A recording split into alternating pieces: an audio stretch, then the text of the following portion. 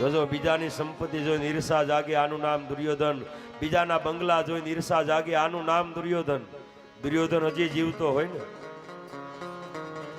બીજાના વખાણ આપણે ન સાંભળી શકીએ, આ દુર્યોધન. બીજાના વખાણ સાંભળી અને આપણા માનસમાં ઈર્ષા જાગે, આનું નામ દુર્યોધન. આ વૃત્તિ આપણામાં જીવતી હોય ને.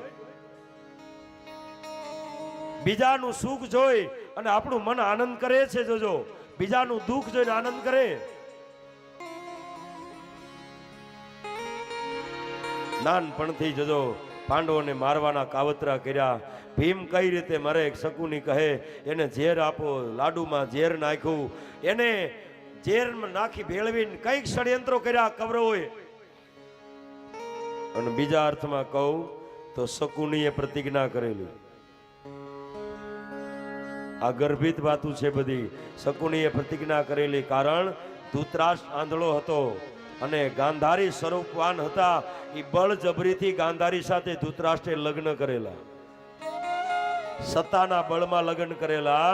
એટલે શકુનીએ પ્રતિજ્ઞા કરેલી કે મારી બેન સ્વરૂપવાન હતી, હે ધૃતરાષ્ટ્ર આંધળો થઈને એને પરણી ગયો, જા તારી હસ્તિનાપુરની કાંકરી નહીં રહેવા દઉં. આવી પ્રતિજ્ઞા શકુનીએ કરેલી.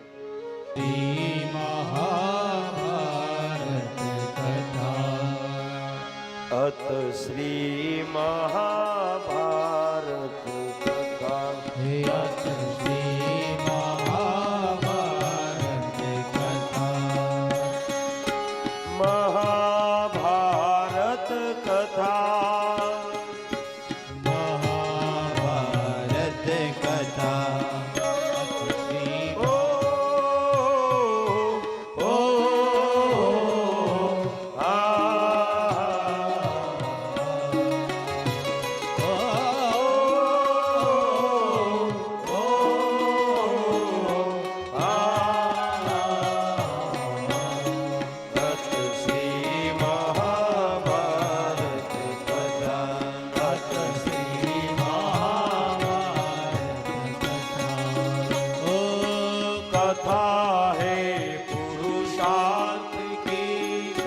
स्वार्थ की परमार्थ की सारथी जिसके बने श्री कृष्ण भारत पाद की. अत श्री महाभारत कथा, अत श्री महाभारत कथा.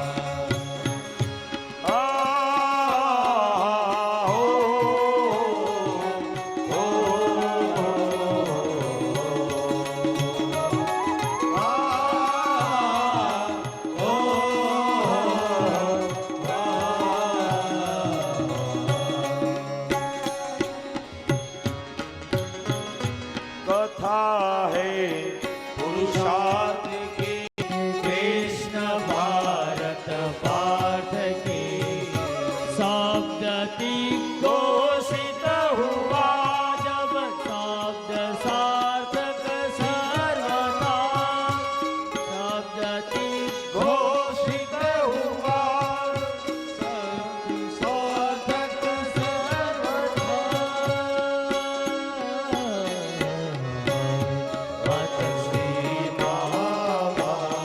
यदा यदा हि धर्मस्य ग्लानिर्भवति भारत अभ्युत्थानम् अधर्मस्य तदात्मानं सृजाम्यहम् परित्राणाय साधूनां विनाशाय च दुष्कृतां धर्म संस्थापनार्थाय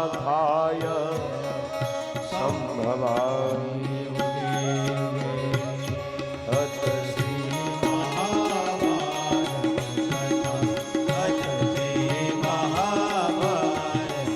परित्राणाय साधूनाम विनाशाय च दुष्कृताम्. आज भगवान जो रथ लई અને કુરુક્ષેત્રના મેદાનમાં અર્જુનના સારથી બિના અને ભગવાન ફેર્યા છે. ભગવાન સારથી ક્યારે બને? જ્યારે સંપૂર્ણ શરણાગતિ આવી જાય ત્યારે ભગવાન સારથી બને. આપણા જીવનના મૂલ્યો છે બધા. મહાભારત જોવો, ભાઈઓ ભાઈઓમાં કેમ રહેવાય, કેમ ન જીવાય તે મહાભારત બતાવે, કેમ જીવાય તે રામાયણ બતાવે. ભાઈ કેવો હોય એ રામાયણ કહે. મેં કાલે કહ્યું ને, ફૂટબોલના દડાથી જેમ બે બાળકો રમતા હોય એમ અયોધ્યાની ગાદી રમતી હતી. રામ કે મારે ન જોઈએ, ભરત કે મારે ન જોઈએ. નકર અયોધ્યાની ગાદી હતી, અયોધ્યાનું શાસન હતું. મહારાજ દશરથ એમ કહે છે કે સ્વર્ગમાં જાય ને તો ઇન્દ્ર પોતાનું અડધું સિંહાસન ખાલી કરી દે દશરથ માટે, આ અયોધ્યાની ગાદી. અને એ ગાદી રામ કે મારે ન જોઈએ, ભરત કે મારે ન જોઈએ. બનુ ભાઈ તો બનુ એવો, હતો રાજા રામને જેવો. કોઈની ઈર્ષા ન કરીએ, બસ આટલી જ ફલશ્રુતિ છે. આપણે કોઈની ઈર્ષા ન કરીએ, કોઈના ઉપર ક્રોધ ન કરીએ. એટલે તો કવિ કાગ લખે છે, છોડ કપટના કામ એ જે મહારાજી રેશે મારો રામ. ભાઈ તું તો છોડ કપટના કામ. હે છોડ કપટ ના કામ, એ રાજી રે મારો રામ. ભાઈ તું છોડ કપટ ના કામ.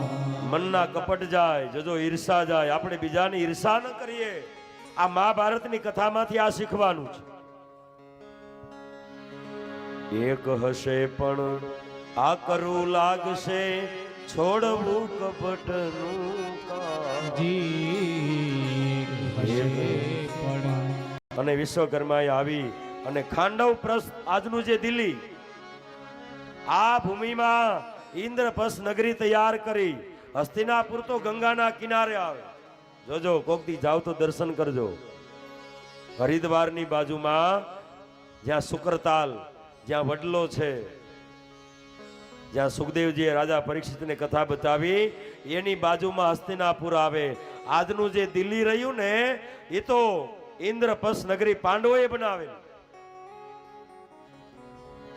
સુંદર નગર, જ્યાં જળ હોય ત્યાં સ્થળ, સ્થળ હોય ત્યાં જળ લાગે, આવી નગરી નિર્માણ પામી. નું અપમાન કર્યું. ये विश्व भारती है, वीरों की आरती है, ज्ञान की ये गंगा, ऋषियों की है कहानी. હસ્તિનાપુરમાં પાછા આવ્યા, પણ ઓલા શબ્દ દુર્યોધનને સુવા દેતા નથી. મારા કાર્યમાં વિક્ષેપ કરવાનો નથી. હું જે કરું તે બરાબર, કારણ કે કોઈ બોલી શકે નહીં. પાપીનું અન્ન ખાવ ને એટલે વિચારે પાપી આવે. હા, એટલે જમવામાં ભોજનમાં બહુ જોઈ જોઈ અને ડગલા ભરવા. કારણ કે પાયામાં અન્ન પડ્યું છે. જેવું અન્ન એવું મન, મન એવો વિચાર, અને વિચાર એવો સંકલ્પ. પાયામાં અન્ન પડ્યું છે. એટલે તો આપણા મહાપુરુષો એમ કહે કે જ્યાં ત્યાં ન ખાવું, જેવું તેવું ન ખાવું, અને જેન તે ન ખાવું. આ ત્રણ સૂત્રને યાદ રાખો. જ્યાં ત્યાં ન ખાવું, જેવું તેવું ન ખાવું, અને જેન તે ન ખાવું.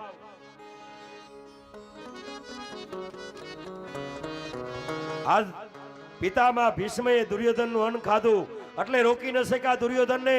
મહારાજ, હે દાદા, મારા કાર્યમાં વિક્ષેપ ન કરતા.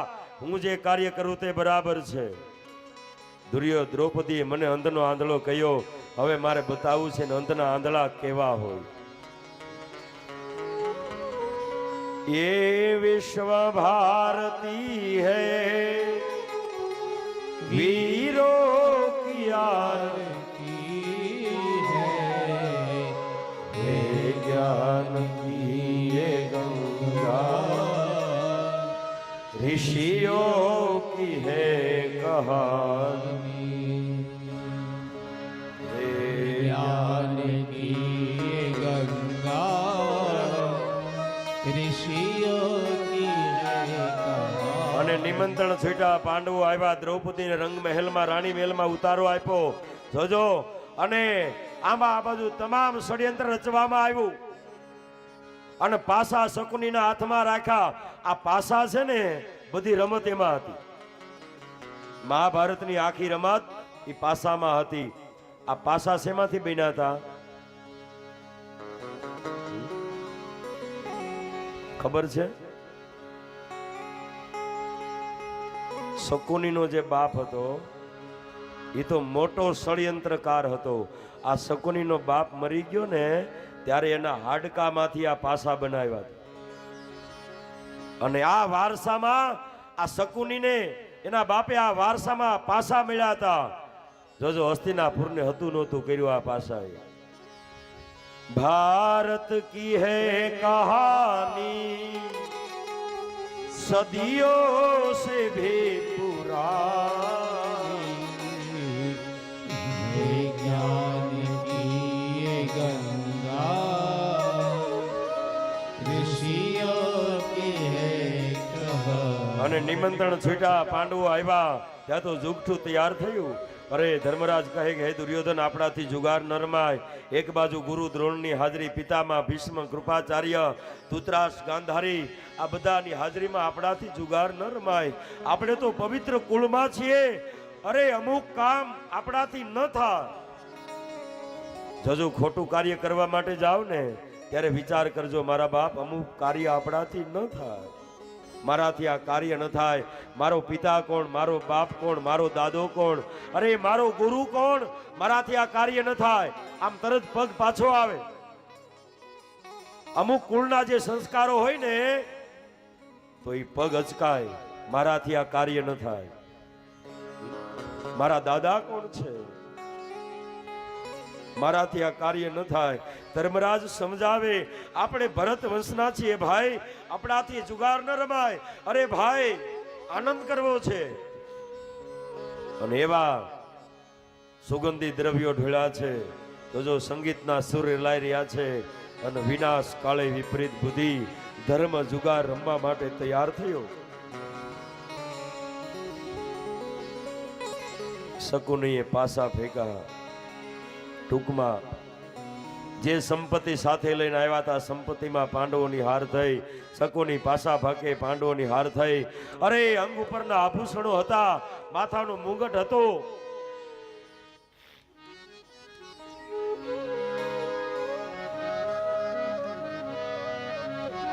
આજ માથાના મુંગટ, આભૂષણો હારી ચીકા. ધર્મરાજ કહે બસ ભાઈ, હવે બસ કર ભાઈ. દુર્યોધન કહે નહીં મહારાજ, હજી તો રમત બાકી છે. હસ્તિનાપુરમાં તમારો અડધો ભાગ છે.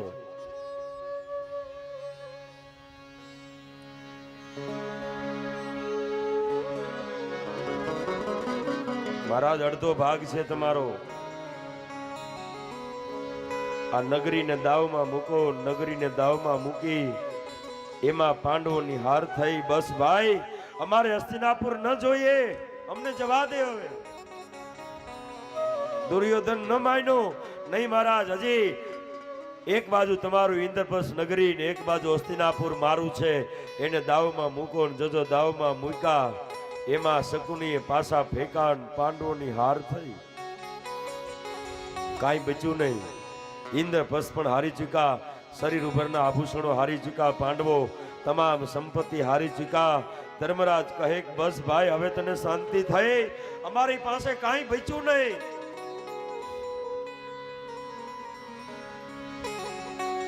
નહીં મહારાજ, હજી એક વસ્તુ છે. જોઈને દાવમાં મૂકો તો તમારી તમામ હારેલી સંપત્તિ પાછી આપી દઉં. કઈ સંપત્તિ? હવે તો કાંઈ નથી. અને ત્યારે દુર્યોધન સભામાં ઉભો થઈને કહે હે ધર્મરાજ, તમારી પાંચેય ભાઈઓની પત્ની દ્રૌપદીને દાવમાં મૂકો. અને ત્યાં તો પાંડવો ધ્રુજવા લાગ્યા. હે દુર્યોધન, તને બોલવાનો વિવેક નથી ભાઈ. જે સભામાં આપણા દાદાની હાજરી છે, જે સભામાં આપણા ગુરુ, અરે આપણા માતા પિતા છે, તને બોલતા શરમ નથી આવતી? નહીં. અને વિનાશ કાળે વિપરીત બુદ્ધિ. જોજો ધર્મરાજે પોતાના પત્ની દ્રૌપદીને દાવમાં મૂક્યા. અને શકુનીએ પાસા ફેંકા. એમાં પાંડવોની હાર થઈ.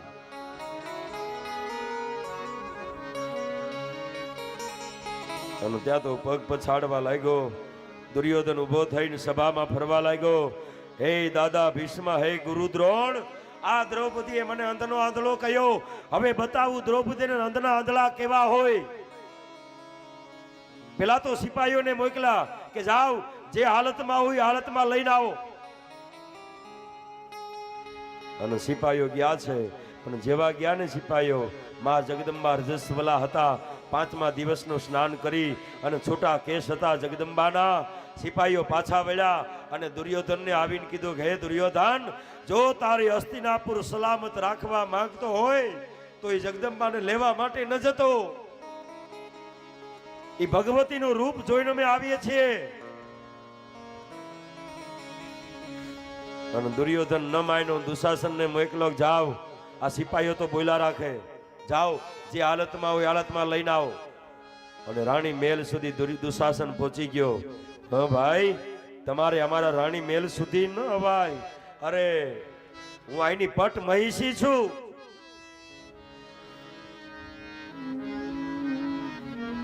અરે હવે કેવી પટ મહિષી? હવે તો તને અમે અમારી દાસી બનાવી. અને દ્રૌપદીનું શરીર ધ્રુજવા લાગ્યું. ધરતી ઉપર નજર મૂકી, જો દુશાસન ઉપર નજર નાખે તો દુશાસનને બાળીને ભસ્મ કરી દે આ જગદંબા. બાવડું પકડવા માટે જાય, દ્રૌપદીએ બાવડું મુકાવ્યું. ધક્કો માર્યો અને જગદંબા ધરતી ઉપર પડ્યા. એ વાળને ઢસડ વાળને પકડીને દુશાસન ખેંચવા લાગ્યો. અને જે સભામાં પોતાના 5 પતિઓ હતા, પિતામાં ભીષ્મ હતા, ગુરુ દ્રોણ હતા, એ સભામાં ઘા કર્યો દ્રૌપદીનો. પોતાના મુખાના વાળ આવી ગયા. વાળને ઊંચા કરીને જોવે ત્યાં તો પોતાના 5 પતિઓને જોયા, દાદા ભીષ્મને જોયા, ગુરુ દ્રોણને જોયા. શું બેઠા તમે હવે? હવે તો હું પસ્તાવશું. અરે થાંભલા આભના એની પુત્ર વધુ કેવા આવશું.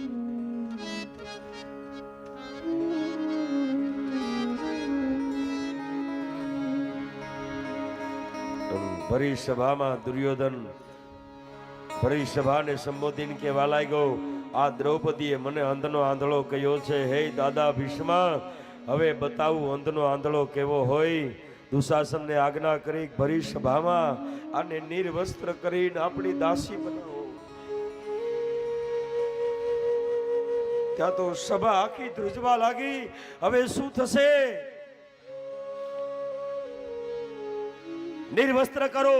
અને દુશાસન હાડીનો પાલો પકડીને ખેંચવા માટે જાય. ત્યાં તો માતાજી હાડી છેડો મુકાવી અને દોડીને દાદા ભીષ્મના પગ પકડ્યા. હે દાદા, આ તમારા બાળકો છે.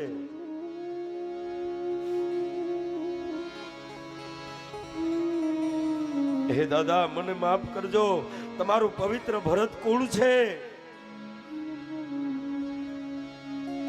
તમારા કુળમાં કોઈ દી કલંક લાગ્યો નથી મહારાજ. આજ આ સંતાનો તમારો જોજો કઈ અવળું કામ કરશે ને કલંક લાગશે. મહારાજ, જગતનું કોઈ ગંગાજળ આ કલંકને નહીં ધોઈ શકે. આજ દ્રૌપદીના માથા ઉપર હાથ મૂકી દાદા ભીષ્મ રડી પીડા. હે બેટા, હું કાંઈ ન કરી શકું. વળી હાડી પકડવા માટે જાય. દોડીને ગુરુ દ્રોણ પાસે જાય, કૃપાચાર્ય પાસે જાય, ધૃતરાષ્ટ્ર અને ગાંધારી પાસે જાય. આજ કઈ બોલી શકતા નથી, બધા મૌન છે. ભરી સભામાં દુશાસન જોજો હાડીનો પાલો પકડીને ખેંચવા માટે જાય. માતાજી ચક્કર ચક્કર ભરવા લાગ્યા. દુશાસન હાડીનો પાલો ખેંચવા લાગ્યો. એક છેડો દાંતમાં દબાવેલો હતો, ત્યાં સુધી હરી ન આવ્યો.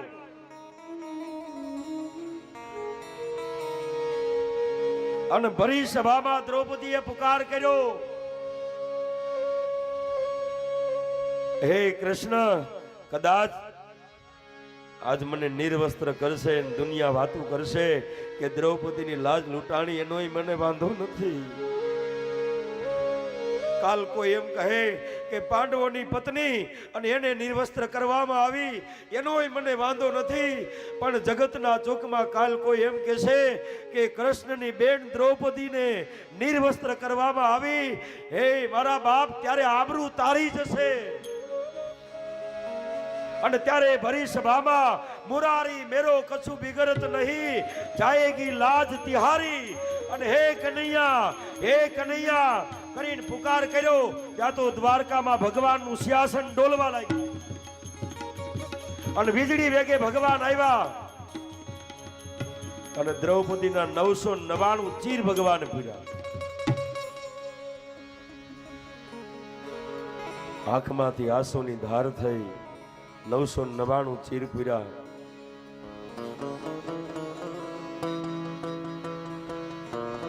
પાંડવોને તમામ સંપત્તિ હારી ચૂક્યા. દાદા ભીષ્મએ ભગવાનની સ્તુતિ કરી કે હે મહારાજ, મારા કુલની